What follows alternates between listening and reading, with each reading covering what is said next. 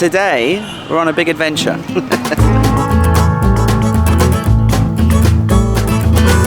guys have the best life.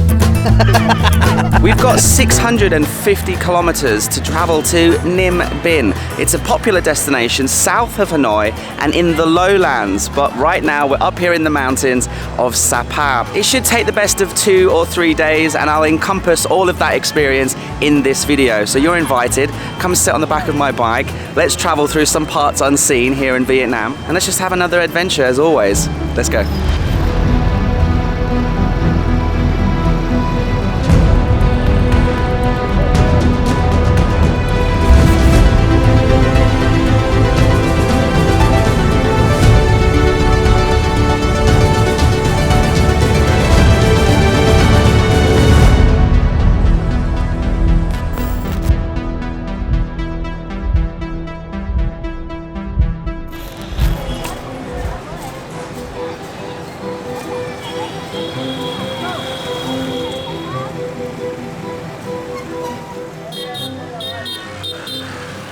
They say the most important meal of the day is breakfast, and in Vietnam that is absolutely the case, because sadly, as I've been driving around Vietnam, finding and pulling over to a random lunch spot and having a delicious, nutritious lunch is actually really hard.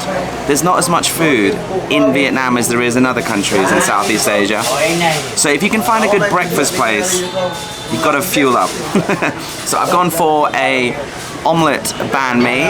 Pair that with a delicious Vietnamese coffee with milk, extremely sweet and extremely delicious. And because I really do want to fuel up, and I'm not sure if we're going to get a good lunch spot, banana pancakes with chocolate sauce. Actually, the bananas here are sauteed. And no, I'm okay, love. I'm alright. I'm okay, thanks. Of course, because we're in Disneyland, we're in Sapa, even having breakfast on your own inside of a restaurant, you still get touted by the tribes people trying to sell you stuff. Just looking at the map, we're going to be trying to reach a town called Son La today, and it's about 215 kilometers. We're going to be driving around Phan Xipang, the tallest mountain, driving in the northwest of the country. Should be beautiful, and this will be just day one on our way to Ninh Bình. But first up, it's time to fuel up. Picked a good day to leave Sapa. Absolute miserable weather. Cold, fine drizzle. Very reminiscent to a Sunday morning in Newcastle upon Tyne, waiting for a bus to go into the Tune. This is what Sapa looks like at 8:30 in the morning. Quite happy to leave Sapa, if I'm honest. If you saw the previous video, it's absolutely gorgeous when the weather's out. But you know, it's a little bit touristy, well, very touristy, a little bit tacky, and it's so sad to see lots of children being robbed of their youth and childhood and put to work to sell things, and that's quite sad. But alas, oh, this is that proper fine rain that's going to soak me right through. I'm going to put you away, and I'm going to go negotiate the first half a day, I would imagine, driving through this foggy, miserable weather. So I quickly pulled into the town square to put my chest-mounted GoPro away, because with the media mod it's not waterproof. And Sapa, why'd you have to break my heart every time? These poor kids, please stop putting them to work, let them go to school, let them have a childhood. Oh, it's so heartbreaking to see this every day, even in the pouring rain. It's just gut-wrenching. But with everything packed away and my heart sunk, I drove up and around and away from Sapa. The weather was miserable, and the low-lying cloud was encompassing the entire route for the first 2 or 3 hours. Persistent drizzle and very poor visibility, it made the driving slow, dangerous, uncomfortable, but also slightly thrilling. And this persisted for a good 2-3 hours until on the backside of the mountain the cloud layer diminished as we lost altitude, and I got to pull over, have a drink, turn back and just see just how beautiful this misty mountain weather can actually be. And the good news was, about an hour later, the clouds and mist subsided completely, revealing an absolutely gorgeous sunny day.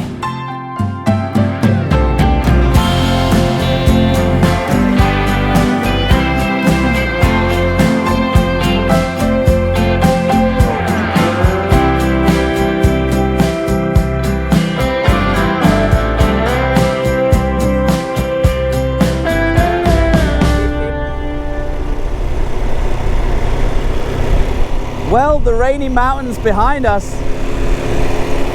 and it is a beautiful day. Wow, what a difference an hour makes. I'd say this is one of the most beautiful parts of Vietnam we've seen so far. The backside of Sapa, northwest, heading to Son La. You can still see the highest peaks are still in that rain drizzle cloud way up there. Down here it's luscious and green. I've taken off my waterproof clothing, and this is primo.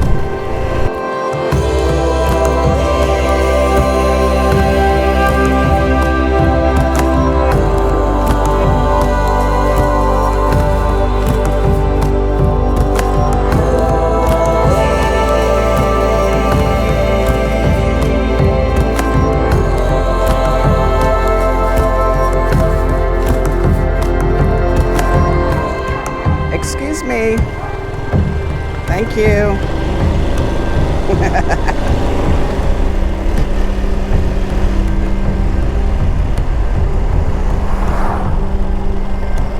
So I'm just enjoying these country roads. Go around this bridge. I was admiring the views, and then look, I found a local watering hole. They've even put a little red Vietnamese flag on the rock in the middle, and all the kids are swimming. Oh my God, this looks so amazing. Look at this. Oh, this is steep.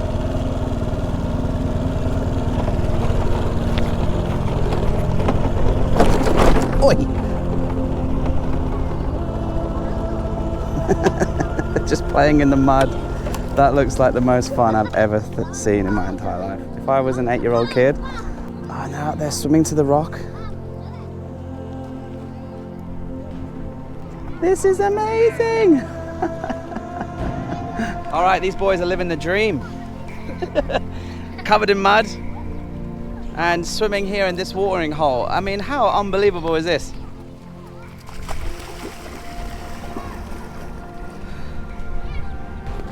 Playing in mud on a hot sunny day, no school, with your best mates. Yeah, very good. And the big boys are out on the rock, causing mischief. And someone was even like smart enough to put a Vietnamese flag on that rock. You guys have the best life. Oh, I really want to get in there, but I'm gonna get soaking wet and muddy, and I'm not 8 years old, and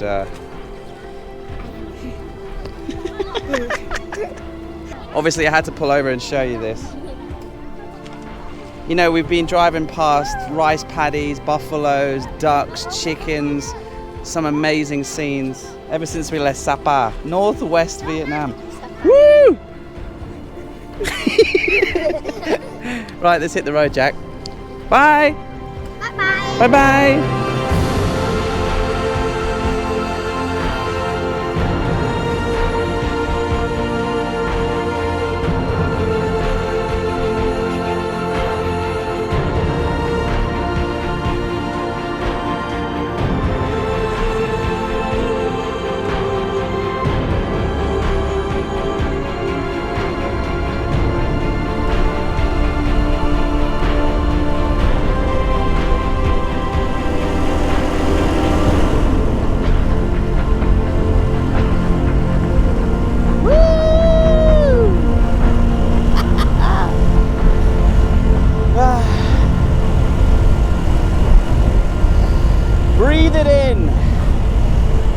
breathe it in long and deep.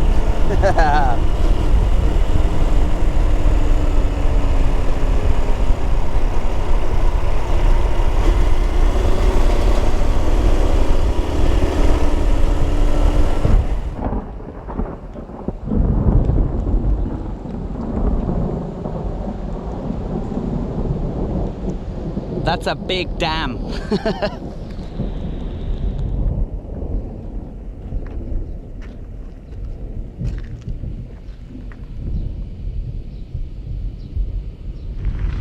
It's pissing down again. But look at this view. Da, da, da, da, da, da, da, da, da. Woo! Not bad. Not bad at all.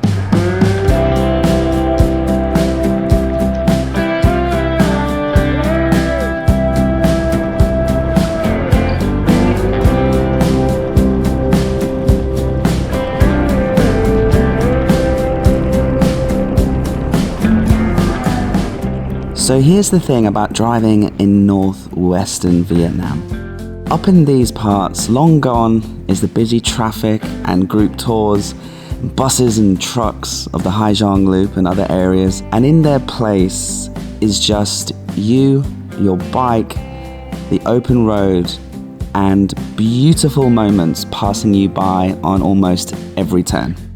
I think I had one of the longest lasting smiles I've ever had, almost the whole day. As I would turn, I would see something beautiful, and I would turn again and I would see something beautiful. Little moments in time, like this small family of farmers who have the most ridiculous real estate I've ever seen in terms of a rice paddy field, a house made of wood, and this view. I mean, it's really unbelievable. And just beautiful moments on every turn. So, you know, you see a mother cow licking and cleaning its calf. You see chickens and ducks waddling across the road to the nearest watering hole. You see a big brother teaching his sibling how to ride a bike. You see a farmer with his two daughters on each lap driving a tractor through the countryside. Just little beautiful moments littered on every turn that just fill your heart with joy. And the roads in northwest Vietnam, and I'm not just saying this, are my favorite because it's, like I said, not touristy. It's just you and the open road, and you get the privilege and the opportunity to witness these people just living their best lives. They're happy, you're happy. It's just a beautiful part of the world with beautiful moments on every turn.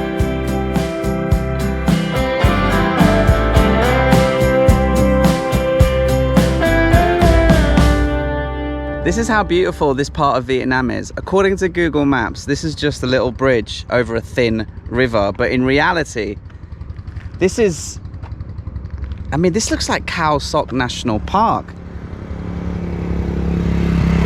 And in northwestern Vietnam, it's not even worth putting on Google Maps, apparently. No one thought to say, oh, this is the most beautiful place on planet Earth. They just were like, ah, nah, that's just a normal little bridge in northern western Vietnam. There's no need to get that excited about absolute insanity. Just crack on as normal, lads. Nothing to see here. I mean, anywhere else in the world, this would probably be the most beautiful part of the country, but in northwestern Vietnam, it's just like, yeah. I am knackered, but we're nearly there. We're nearly in Son Lam, but I think we've saved the craziest, most amazing thing till last. For day one, that is. Anyway, you see behind me, that's a cave. Now, we've seen millions of beautiful mountains with caves inside along the roads today, but this one's a little bit different because apparently you can drive through this cave, and I'm not joking. I've flown the drone just to check, and this muddy path here going across this football pitch, it seems to go up, and then I flew the drone and you can see that there's a road that goes into the cave, and I'm not joking. I think it's a shortcut to the next village. So you can go around, or you can go through the cave. So should we go through the cave? Let's give people a warning. let's get into the right gear.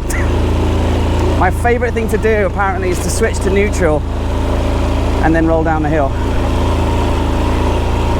Oh, only in Vietnam can you take a shortcut through a bloody cave. Oi, oi! That means we're coming through. Oh my God, this is actually a cave and this is actually the road. Oh my God. This is actually a thing.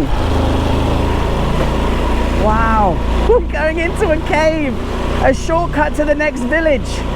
Through a cave. Oi. Oh, I can hear bats already. Can you hear them? Oh. I do not have the tires for this. This is mental. This is mental. This is the craziest thing I've ever done on a little bike, for sure. I've crossed little rivers. I've put it onto boats and things, and we've gotten over to tropical islands.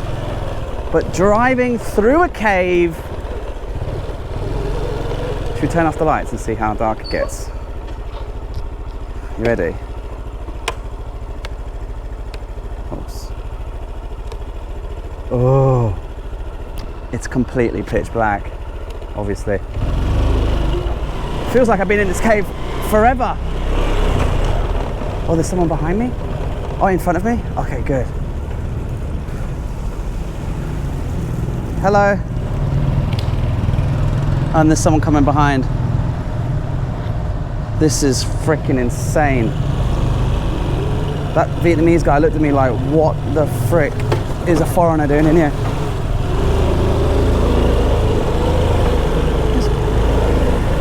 Oh my God, the traffic in here today. Sorry. Oh, there's a light at the end of the tunnel.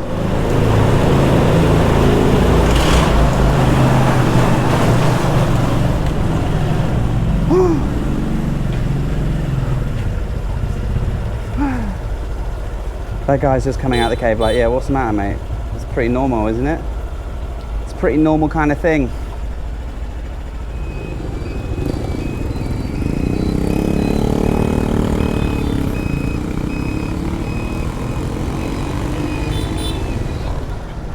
Okay, welcome to Son La. Take a look ahead. You see all the ladies here? Hello. They all have their hair in a bob, which I don't know if it's a significant thing to do with this area. Is this part of a tribe here? And even when they're driving, like, they keep their hair in a bob on the top of their head, and they put the helmets on, and the helmets don't even fit on their heads, and they just put them on for show. So I've never seen that before. Super interesting. Maybe it's part of their belief system, their religion. Maybe it's the fashion here in the tribes in the Northwest. Maybe they're just massive Amy Winehouse fans.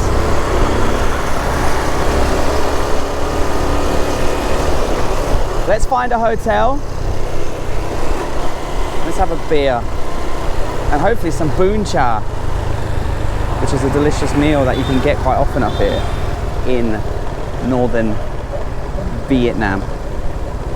Okay, what are the chances? Cheap guest house or hotel that I found on Google Maps, and across the street is a restaurant called Boon Cha. So let's check in, let's find a room, and let's get some Boon Cha.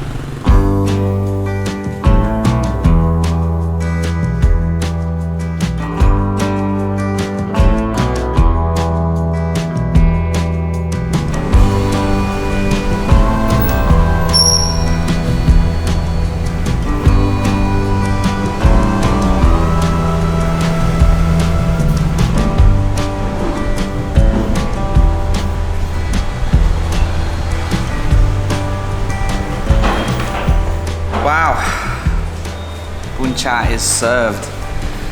But before Bun Cha, a well-deserved beer. You know, it was only 220 kilometers today, but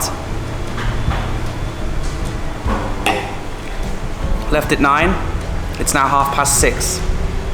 That's how long it takes to drive 220 kilometers in the northwest of Vietnam whilst you're trying to make a YouTube video. Oh, this is massive and hot. Let me show you. This is bun cha. It was made famous when Anthony Bourdain ate with Barack Obama in Hanoi. And I've never seen it served like this, so maybe this is a bit of a strange variation. But normally you're supposed to get grilled pork neck meat, vegetables in like a sweet and sour broth, and then rice noodles on the side. Well, that's what I was getting in Sapa. But this one has the rice noodles inside, and the grilled pork is almost like a beef jerky here.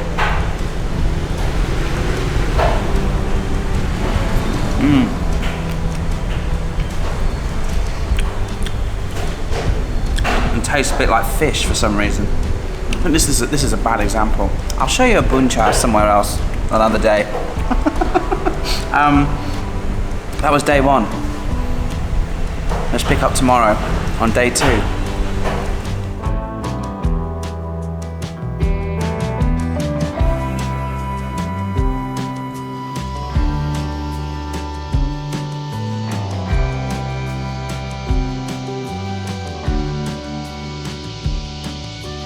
Bit of a nightmare this morning. I got a flat tire again, but it wasn't really my fault. So I had a bit of a flat rear tire, and I just thought I needed some extra air. I thought that I must have, you know, driven it quite a bit, and it needed a little bit of a top up. But no, the guy who checked it said, "No, mate, you've got a pin stuck in your tube." So we pulled it out, replaced it in a tube, and we're good to go. There's a cute little puppy at the mechanic shop as well, so that was good. And then I've driven 120 kilometers south, and I've come here to the world's longest glass bridge. It was recently completed a couple of months ago as a celebration of engineering and Vietnam reopening after COVID. There's nobody here, and I've got mixed reviews of this place. So firstly, it's absolutely gorgeous. You know, the scenery, the mountains, it's a beautiful day. What's not to like? The second thing I like is the engineering aspect of it. You know, it's got these big, thick pylon cables that go up, and it's suspended over a huge valley, and you can look right down, obviously it's glass, to the valley below and the river going through. But it's incredibly expensive. It's 650,000 Vietnamese dong, which is about $30, which, you know, $30, that can get you into a theme park for the day. And you can see that they've just blown this valley up with dynamite to build this. So it's a little bit environmentally upsetting in that sense, but it does kind of blend in. And the worst part is they've got speakers on each of the top of the suspension parts. You can tell I'm an engineer. And they're blasting Justin Bieber, Dojo Cat, even Blue, you know, One Love for the Mother's Pride. And that's not the worst part, is because that's actually quite a good song, but they're a little bit delayed, so that one is playing about 2 seconds ahead of that one. So when you're in the middle here, you're getting that song, the same song, but 3 seconds apart from each other, which is infuriating. And in the middle of the nature, which is what they're trying to go for, a bridge in nature, right? It's not very in touch. I can't even hear the river or the birds. All I can hear is rubbish pop music played at different speeds and different parts of the song. So if you're coming past this area, come and check it out, bring your wallet and tick it off the list. But it's beautiful, but it's a bit naff.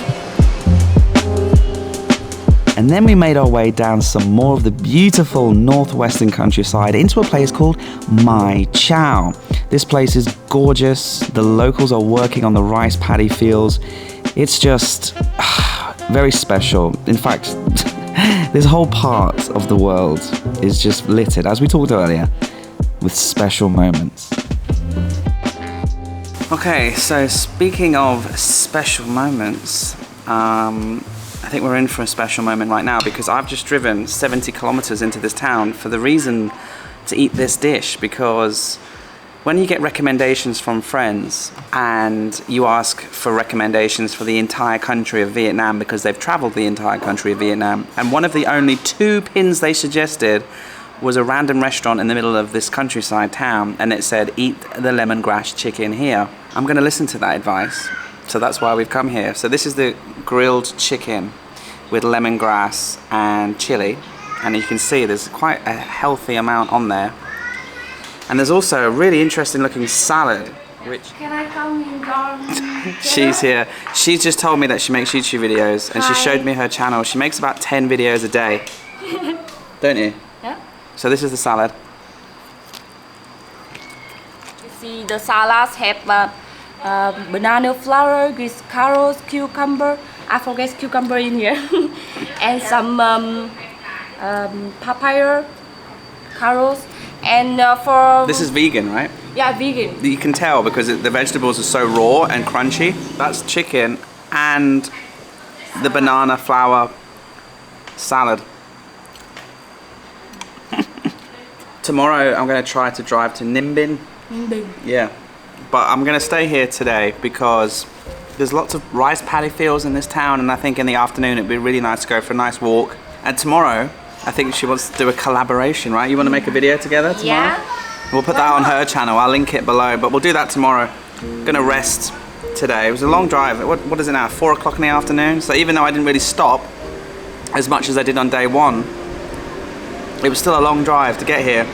And then tomorrow we'll push to Ninh Bình.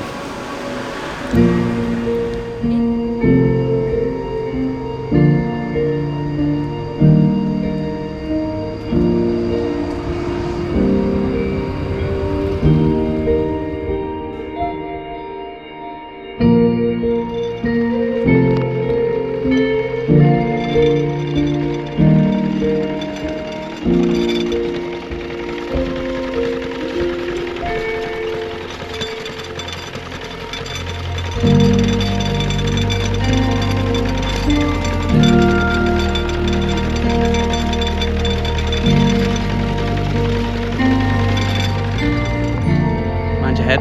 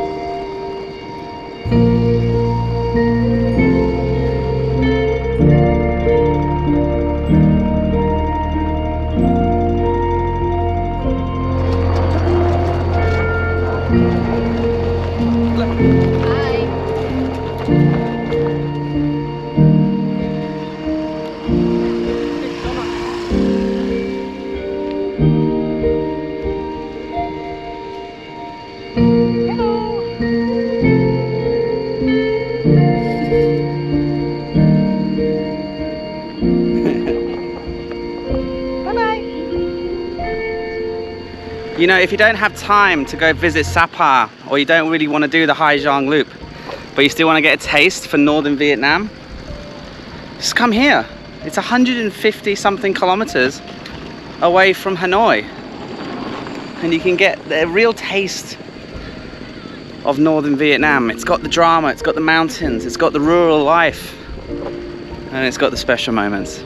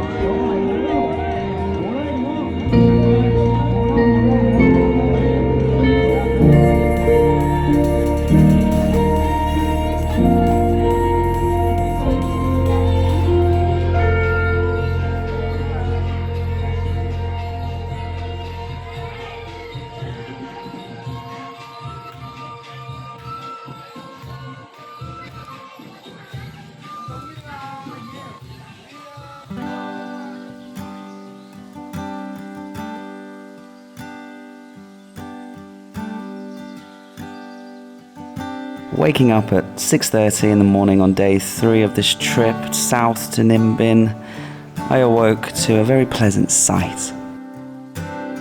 The Vietnamese just know how to mix that hard work, grafting lifestyle with the ability to soak in and absorb the place they live in, and I'm super jealous of them. They seem to just live life in the most perfect way. They embrace the surroundings, they work hard, they get muddy, but they know how to party and they know how to mix and they know how to enjoy life, and I'm learning a lot from them. So if you are Vietnamese and you're watching this, thank you.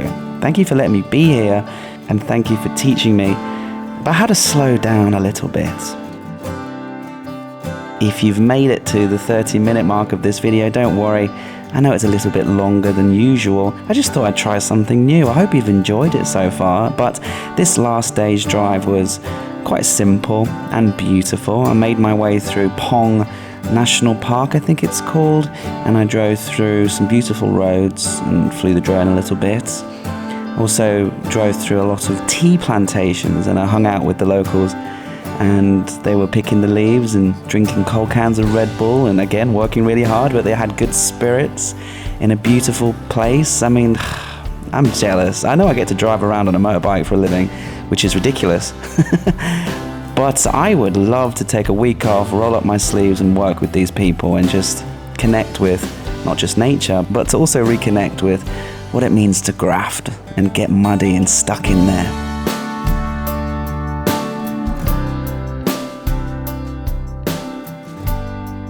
It was a long slog, I'm not going to lie, to Ninh Binh. The lowlands were a little bit less interesting once we got down onto the flatlands, and it took about 6 hours, guys, to get to Ninh Binh.